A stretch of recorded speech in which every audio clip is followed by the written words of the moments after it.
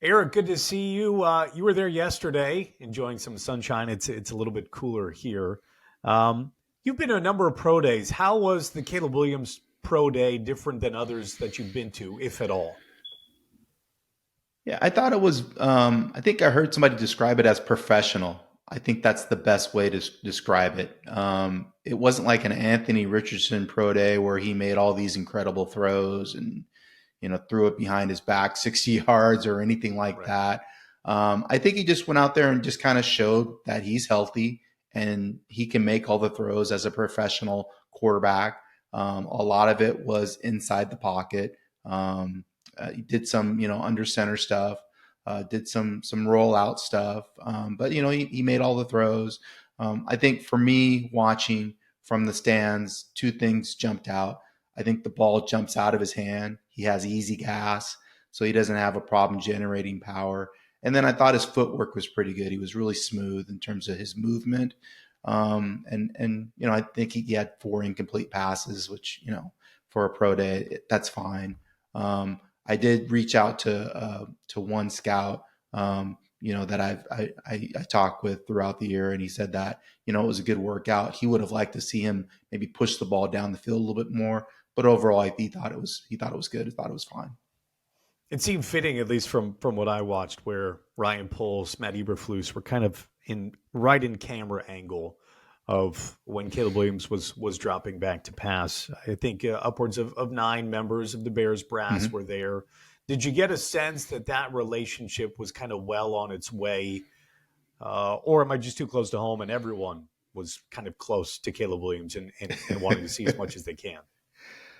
No, Caleb confirmed that when we talked to him afterwards that he did in fact meet with Chicago's brass when they were in town. I happened to be in the stands when Ryan Poles came over to introduce himself to Caleb's parents and chatted with them for a few minutes. I believe Eberflus made his way over there as well, and they shook hands and talked for a little bit while. So, I described it as kind of the first part of the Chicago Bears getting to know Caleb as an individual and as a person. I'm sure they talked to Lincoln Riley for a good bit of time and others around the program to kind of get to know, the ins and out of what makes Caleb tick. So, it seems like they're on the way to, potentially selecting him. And, we'll see how that relationship grows over time if, in fact, Caleb is the pick, which we suspect he's going to be a month from now. Did you get to talk to Carl Williams at all, the dad? What were the interactions like? I thought he was pretty relaxed, smiling, enjoying the moment. I didn't get a chance to talk to him, but just in watching both Caleb's mom and Caleb's dad, I thought there was more just kind of enjoying the fact that their son is where he's at. They didn't seem to be, really any urgency in terms of those conversations. I think it was just more kind of taking the moment in and just watching their kid out there perform. Besides Caleb throwing the football, I often feel like there's way too much digging going on to find something wrong with Caleb, the teammate, than is actually there. What did you make of his interactions with teammates, coaches out there on the field and throughout the entire pro day? Yeah, I thought it was positive. You saw him out there kind of dapping guys up when he did come out to do the workout. When you talk to Brendan Rice and Marshawn Lloyd, his teammates, they spoke highly of him, were supportive of him. You know, had no doubt that he was going to have a big impact once he made it to the NFL. I just thought he looked relaxed, which is what you want from your quarterback. You don't want him to be nervous in those situations. The moment didn't seem too big for him. He seemed presidential in terms of his handling of the interview session. And he talked about kind of just being his true, authentic self, and that he still has a lot to learn as an NFL player. And so, if that's his approach going into it, I don't think they'll have any problem kind of building a rapport with players, in Chicago once he arrives. And then, the proof's in the pudding. NFL players are bottom line guys. If you go out there and play, they'll jump on board. Nice of Keenan Allen to show up with some support. What did you make of that? Yeah, it was cool to see Keenan there. Obviously the trade from the Chargers.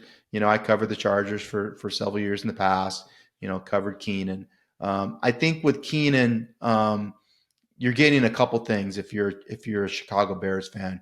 You're getting a guy that's highly productive, and that understands how to get open. Even though Keenan's going to be 32 years old in April, he doesn't rely on top end speed to create separation. It's more kind of getting in and out of breaks.